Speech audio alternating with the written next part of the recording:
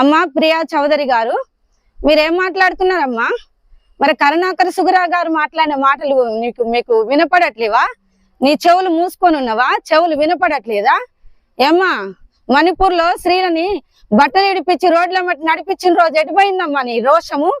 స్త్రీల పక్షాన నిలబడి మాట్లాడే రోషం ఎటుపోయిందమ్మా నీకు? ఈ రోజు మాట్లాడుతున్నావు ఏమ్మా? ఈ రోజే స్త్రీతత్వం గుర్తొచ్చిందమ్మా నీకు? అమ్మా ప్రియా చౌదరి గారు, పిచ్చి పిచ్చిగా మాట్లాడుతున్నావు ఏమ్మా? శాలం రాజు గారు ఏం తప్పు చేసిండ్రు? అనేక స్త్రీలను మంచి మార్గంలో నడిపిస్తున్నారు. ఎంతో మంది తాగుబోతులైన భర్తల్ని పట్టుకొని బిడ్డల్ని పోషించుకోలేక ఎన్నో జీవితాలు పాడైపోయిన జీవితాలు. ఈ రోజు మేము ఎట్లా బతకాలి అని రేపు చనిపోదాం అనుకున్న స్థితిలో ఉన్న వారు ఈ రోజు శాలం రాజు మా దైవజనుడు చెప్పిన మాటల్ని నమ్మి ఆ మాట ప్రకారం దేవుని సన్నిధిలో వారి జీవితాలని కట్టుకుంటూ ఎంతో మంది వాళ్ళ జీవితాలను వాళ్ళు కొనసాగించుకుంటూ దైవజనుని మార్గంలో నడుస్తూ దేవుని వైపు చూస్తూ వారి కుటుంబాన్ని వారు కట్టుకుంటున్నారు. ఏమ్మా ప్రియా చౌదరి, ఏమ్మా పిచ్చి పిచ్చిగా మాట్లాడుతున్నావు? నీకు నోరు ఉందనా?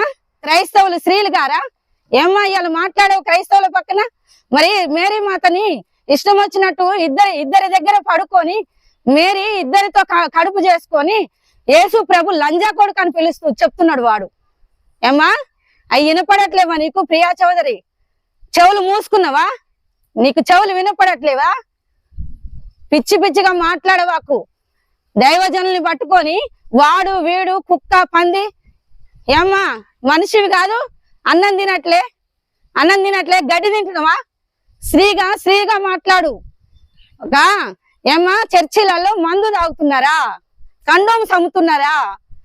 మందు తాగి మందేనా అక్కడ అమ్మేది?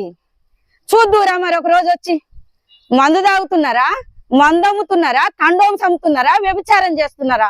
కూర్చొని చూద్దురమ్మా, నీకు అర్థమైద్ది.